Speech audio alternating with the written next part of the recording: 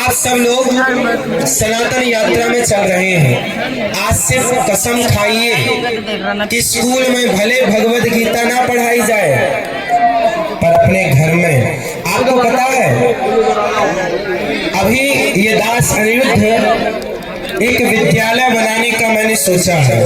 कक्षा 1 से लेकर 12वीं तक CBSE बोर्ड का, जैसे पूज्य महाराज जी हॉस्पिटल बना रहे हैं ना, ऐसे ये दास अनिरुद्ध वृंदावन में गौरी गोपाल जी की रसोई चल रही है। और पूज्य महाराज जी की कृपा से और भगवान गौरी गोपाल की कृपा से इस यात्रा में भी संपूर्ण आप सब भक्तों को भोजन प्रसादी गौरी गोपाल भगवान की ओर से यहाँ हो रहा है। महाराज जी के आशीर्वाद से गौरी गोपाल जी की रसोई यहाँ भी चल रही है। एक विद्यालय बनाने का मेरा मन है, कक्षा 1 से लेकर 12वीं तक, जिस विद्यालय में CBSE बोर्ड की शिक्षा होगी। और केवल शिक्षा नहीं, शिक्षा के साथ संस्कार होंगे। और आपको ये भी कहूँ कि CBSE बोर्ड की शिक्षा तो होगी, पर निःशुल्क होगी। कैसी होगी? निःशुल्क होगी और संस्कार भी होंगे। हम वहाँ श्रवण कुमार के बारे में भी पढ़ाएंगे, और गा से गधा नहीं, गा से गणेश पढ़ाएंगे। माँ से मछली नहीं, माँ से मंदिर पढ़ाएंगे। ठीक है? अर्जुन, अच्छा एक बात बताओ, अर्जुन ज्ञानी थे कि नहीं थे ना? लेकिन अर्जुन कहते हैं कि मैं युद्ध नहीं लड़ूंगा, मेरे दादाजी खड़े हैं, गुरुजी खड़े हैं, किससे लड़ूं? जब अर्जुन पीछे हटने लगे, मैं नहीं लड़ता, तब पीछे से अर्जुन को आगे किसने किया? भगवान श्री। अच्छा एक बात बताओ, कृष्ण ना होते, कृष्ण ने गीता ना सुनाई होती तो क्या अर्जुन जीतते? नहीं ना। जीते क्यों? गीता सुनी। जब जब जवानी फिसलती है, तब तक पीछे किसी कृष्ण का होना आवश्यक है। आप सब अर्जुन हैं, लेकिन आपके अर्जुन के पास कोई कृष्ण है क्या? नहीं है। कैकेयी के पास कृष्ण नहीं थी, मंथरा थी, तो नाश कर दिया। यदि सलाहकार गलत मिल गया आपको, तो मंथरा ने नाश कर दिया कि नहीं? कैकेयी की सलाहकार बन गई मंथरा, दुर्योधन के सलाहकार बन गए शकुनी, और अर्जुन ने सलाह ली भगवान श्री कृष्ण से। जिसका सलाहकार जितना बढ़िया होगा, वो व्यक्ति उतने आगे जाएगा। इसलिए आप सब अर्जुन हैं, और आप सबको एक कृष्ण की जरूरत है, अर्थात मार्गदर्शक की। और वो मार्गदर्शक कौन? पूज्य महाराज जी आपके मार्गदर्शक हैं, संत आपके मार्गदर्शक हैं। अच्छा एक बात बताओ, संत हमारे देश के मार्गदर्शक हैं या नहीं? आज भी जब आप लड़खड़ाते हो तो संत लोग पॉजिटिविटी से भरते हैं कि नहीं? आपको पता है, हमारे देश के पूर्व राष्ट्रपति अब्दुल कलाम जी मुसलमान थे, लेकिन उनका सपोर्ट किसी एक हिंदू संत ने किया था। ये कहानी पता है आपको? 2 मिनट की है, सुना दूं? जब जब अर्जुन भटका और संत मिले, संतों ने उन्हें रास्ता दिखाया। इसी दिल्ली में आज से बहुत वर्ष पहले अब्दुल कलाम जी आए थे इंटरव्यू देने। उन्हें बनना था पायलट। अब्दुल कलाम जी का सपना क्या था? पायलट बनने का। और यहाँ इंटरव्यू देने आए, फेल हो गए, पायलट नहीं बन पाए। उन्होंने सोचा कि चलो आत्महत्या कर लेते हैं, क्योंकि सपना पूरा नहीं हुआ। तो वो चले गए हैं हरिद्वार के और ऊपर। तो वहां पर ना वो तलाश रहे थे कहां से छलांग मारूं गंगा जी में, मरने का। चलो मर जाते हैं। शाम का टाइम था, एक संत जी वहां से गुजरे। ये सच्ची घटना अब्दुल कलाम जी की, कोई कहानी नहीं, सच्ची घटना। उन्होंने एक संत मिल गए और संत ने कहा, भाई क्या कर रहा है? बोले मरने की तैयारी, मैं मरना चाहता हूँ। क्यों? बोले मैं सपना देख के आया था, सपना है मेरा कि मैं प्लेन उड़ाऊं और मैं पायलट बनूं, पर मैं फेल हो गया, अब मैं जीने नहीं चाहता, मर जाऊंगा। तब संत जी ने कहा चल मर जाना, पर कल मरना भी, रात हो गई, चल मेरे साथ। तो एक संत जी ने अब्दुल कलाम जी को अपने आश्रम ले गए, रात को बढ़िया रोटी खिलाई और कहा कि बेटा मर जाने से क्या पाएगा? बोले मेरा सपना पूरा नहीं हुआ। तब संत जी ने कहा कि भगवान तुझे और बड़ा देना चाहते हैं, इसलिए छोटा नहीं दिया। तू ये बनना चाहता था ना पायलट, पर भगवान तुझे बड़ा, तू और प्रयास कर, मेहनत कर, शायद भगवान तुझे तेरे लिए बड़ी प्लानिंग कर रहे हो। मोटिवेट किया कि नहीं? और मोटिवेट करके उन्हें विदा कर दिया, किराया दिया, वो अपने घर गए, वहां पढ़ाई की और वो भारत के सबसे बड़े वैज्ञानिकों में एक वैज्ञानिक हुए और सफल राष्ट्रपति भारत के बने अब्दुल कलाम जी। याद रखिएगा, हम सनातनी किसी मुसलमान को भी गलत शिक्षा नहीं देते, हम मुसलमान को भी सही शिक्षा देकर भारत का सबसे बड़ा वैज्ञानिक बना देते हैं। ये सनातन है। हम सनातनी सर्वे भवन्तु सुखिनः सर्वे सन्तु। हम ये नहीं बोलते कि मुसलमान का बच्चा है तो हम इसे गलत रास्ता बताएंगे, नहीं। हमारी शरण में माम एकम शरणम ब्रज, भगवान कहते हैं सनातन की शरण में जो आएगा सनातनी उसे अपने से भी श्रेष्ठ बनाने का प्रयास करेगा। संत लोग, चाणक्य ने चंद्रगुप्त को अपने से भी ऊंचा बना दिया कि नहीं? सम्राट बना दिया। बोलो हाँ। हमारे देश का संत आपको अपने से भी ऊपर ले जाना चाहता, अपने से भी बड़ा बनाना चाहता है। जब हनुमान जी राम की शरण में आए तो हनुमान जी को राम जी ने अपने से भी बड़ा बना दिया कि नहीं? जितने मंदिर इस देश में राम जी के हैं उससे ज्यादा मंदिर हनुमान जी के हैं। राम जी की शरण में आए। अच्छा बताओ, विभीषण को लात मार के रावण ने निकाल दिया, लेकिन जब राम की शरण में आए तो लात खाने वाले विभीषण को लंका का राजा बना दिया कि नहीं? इसलिए माम एकम शरणम ब्रज, भगवान कहते तू मेरी शरण में तो आ, मैं तेरा कल्याण ना करूं तो कहना, पर तू आते ही नहीं। संतों की आप देखो, बॉलीवुड की शरण में जाओगे तो वो आपको गुटखा खाना सिखा देंगे, दाने दाने में केसर का। बॉलीवुड की शरण में जाओगे तो शराब पीना सिखा देंगे, मुझे पीने का शौक नहीं, पीता हूँ गम भुलाने को। बॉलीवुड की शरण में जाओगे शराबी बन जाओगे और गुटखा खाने वाले बन जाओगे, पर संतों की शरण में आओगे पक्के सच्चे सनातनी बन जाओगे और इस देश के काम आओगे।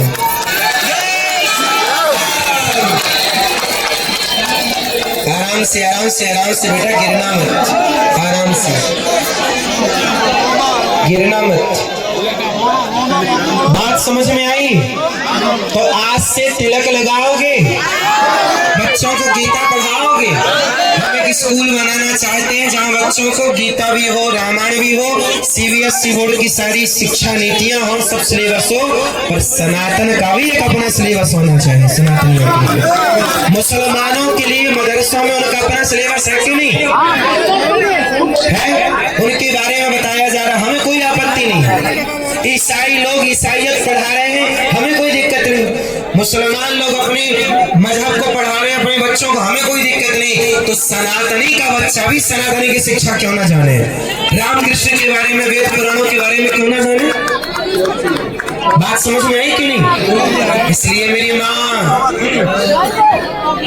इतनी सर्दी में भी आप यहाँ संगठित हैं, इतनी सर्दी में भी आप अपना काम धाम, आप इस काम की दुनिया में आज सबको टाइम कहाँ है, सब काम में लगे हैं, फिर भी आप लोग इस सनातन यात्रा में सम्मिलित होने आए। अपना काम छोड़कर, सर्दी भी लग रही है तो भी आप खड़े हैं, ठंडी लग रही है तो भी आप खड़े हैं। आपकी इस एकजुटता को देख करके ना विधर्मी कांप रहे हैं इस समय।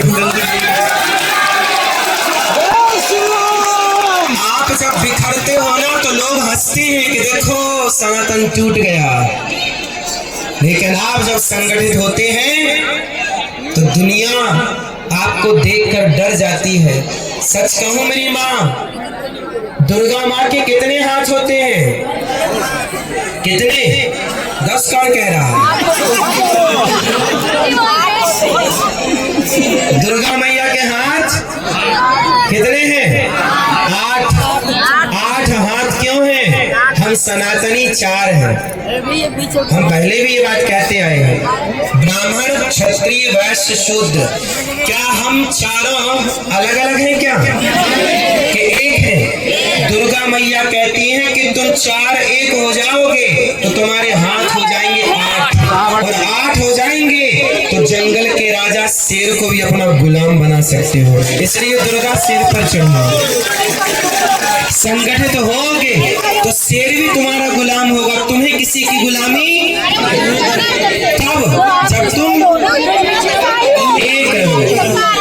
ब्राह्मण अच्छा बताओ, ब्राह्मण कौन है, क्षत्रिय कौन है, वैश्य कौन है, शूद्र कौन है? ब्राह्मण ये बोलो पैर हिंदू है, क्षत्रिय हिंदू है, वैश्य शूद्र। जब हम चारों एक हैं, अच्छा ब्राह्मण क्षत्रिय वैश्य शूद्र चारों गंगा को माँ कहते हैं कि नहीं? चारों लोग कहते हैं ना, हिंदू मुस्लिम को भाई भाई जोड़ते हैं। अच्छा बताओ, आप कितने लोग गाय को माता कहते हो? क्या मुसलमान गाय को माता कहता है? ब्राह्मण गाय को माता कहता है? क्षत्रिय माता कहता है? वैश्य माता कहता है? शूद्र माता कहता है? जो गाय को माता कहते हैं वो हमारे भाई हैं, और जो गाय को माता नहीं कहते वो हमारे भाई नहीं है। सीधी बात। गंगा को माता कितने लोग कहते हैं? जो गंगा को माता माने वो हमारे भाई है। इसलिए भाई भाई ब्राह्मणों सिंहमासित बाहु राजन्यः कृता ऊनु तदस्य जगवैश्यः पदभ्यांगं शूद्रो वजायत। ये वेद वाक्य है। अच्छा बताओ, भगवान के मुख से ब्रह्मा, भगवान के मुख से ब्राह्मण, भुजाओं से क्षत्रिय, जंघा से वैश्य, चरण से शूद्र, तो चारों की उत्पत्ति एक से ही हुई। बोलो हाँ। तो हम चारों भाई हैं। कितने लोग मानते हैं हम चारों भाई हैं? लड़ाई करोगे? आपस में फूट डालोगे? कोई गरीब भाई हिंदू है, जरूरतमंद है, उसकी मदद करना है, उसकी हेल्प करना है। देखो ये दास अनिरुद्ध और पूज्य महाराज जी हमारे सनातनी इस यात्रा में भूखे ना रहे, इसलिए गौरी गोपाल भगवान ने दास अनिरुद्ध को प्रेरणा दी, महाराज जी ने आशीर्वाद दिया। और देखो सनातन यात्रा में गौरी गोपाल भगवान की रसोई चल रही है कि नहीं? सब खाओ प्रेम से। हम सब एक दूसरे के काम नहीं आएंगे तो कौन आएगा? हम एक दूसरे के काम नहीं आएंगे कौन आएगा? इसलिए इस यात्रा में हमको एक रहने की शिक्षा पानी है। हिंदू राष्ट्र बनेगा तो गौ हत्या बंद होगी। कितने लोग चाहते हैं गौ हत्या बंद हो? कैसे बंद होगी?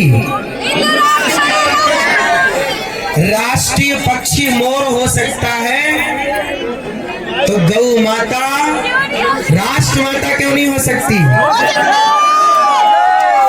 राष्ट्रीय पक्षी मोर है कि नहीं? जब पक्षी मोर राष्ट्रीय पक्षी हो सकता है तो गाय राष्ट्रीय माता क्यों नहीं हो सकती भाई? हमारी अपनी गाय में आस्था है। अच्छा सुनो, अभी कुछ दिन पहले कंट्रोवर्सी हुई थी ना। अच्छा सुनो, हमारे देश में कानून बना समलैंगिकता। सुना आप लोगों ने? समलैंगिकता का मतलब है कि लड़के लड़के ब्याह कर ले, लड़की लड़की ब्याह कर ले। आजकल ये कानून बन गया है। तो एक एडवोकेट मेरे पास आए, मैंने पूछा कि भाई ये कानून क्यों बना दिया? अरे बोले हमारा संविधान सबके भाव की कदर करता है। हमने कहा कि यदि, अच्छा बताइए इस देश में समलैंगिकता के पक्षधर कितने लोग हैं? आप लोग समलैंगिकता के पक्षधर हैं? तो देखो आप में से कोई पक्षधर नहीं है। कोई नहीं चाहता कि आपकी बेटी का किसी लड़की से ब्याह हो, आपके बेटे का किसी लड़के से ब्याह हो। समलैंगिकता के पक्षधर कोई नहीं है, फिर भी कानून बन गया। और गाय की रक्षा के पक्ष में करोड़ों हिंदू हैं, आज तक गौ हत्या के खिलाफ कानून नहीं बना। कैसा कानून है भाई? तो कुछ लोगों के भाव की तो कदर करता है और समलैंगिकता का कानून बना देता, बोले सबकी कदर करता है। और गाय की रक्षा की जब बात आती नहीं है तो बोले नहीं जी हम नहीं कदर करेंगे। अब बताइए, तो गाय राष्ट्रीय माँ हो, राष्ट्र की माँ हो, सब गाय का आदर करें। हम कहते सब ना करो, हम सनातनी करें, कम से कम गौ हत्या तो ना हो हमारे देश में। जिस देश में विप्रधेनु सुरसंतहित लीन मनुज अवतार, गावो विश्वस्य मातरः, गाय सबकी माता है। आप बताओ, शिव जी के मंदिर में शिव जी के दर्शन के पहले गाय के बच्चे का दर्शन होता है कि नहीं? नंदी का बोलो हाँ होता है। जब शिव के मंदिर में गाय के बच्चे का दर्शन है, जिस देश में भगवान के पहले गाय को पूजा जाता हो, उस देश में गौ हत्या अच्छी लगती है क्या? तो कैसे बंद होगी? गौ हत्या बंद करना है तो भारत को हिंदू राष्ट्र बनाना होगा। क्या बनाना होगा? हिंदू राष्ट्र की जरूरत है। लव जिहाद समाप्त करने की जरूरत है कि बढ़ाने की? समाप्त करने की। सब बुराइयां कब ठीक होंगी? मूल में है हिंदू राष्ट्र। मूल में क्या है? हम सब हिंदू राष्ट्र की इस यात्रा में शामिल हैं, सनातन एकता की यात्रा में शामिल हैं। हम सभी सनातनियों को एक होना चाहिए। हम सब किसी भी स्थिति में आपस में न लड़े। अभी कुछ गद्दारों ने, भारत के कुछ गद्दारों ने अभी संतों को आपस में लड़ाने का प्रयास किया था। संतों को आपस में लड़ाने का प्रयास किया। सोचिए, बचिएगा। आज पृथ्वीराज चौहान को खतरा मोहम्मद गौरी से कम था। मोहम्मद गौरी तो हरा ही नहीं पाया पृथ्वीराज को। पृथ्वीराज किसके कारण? मोहम्मद गौरी के हाथ लगे, जयचंद्र के कारण। बात समझ में आई? कई बार मोहम्मद गौरी को पृथ्वीराज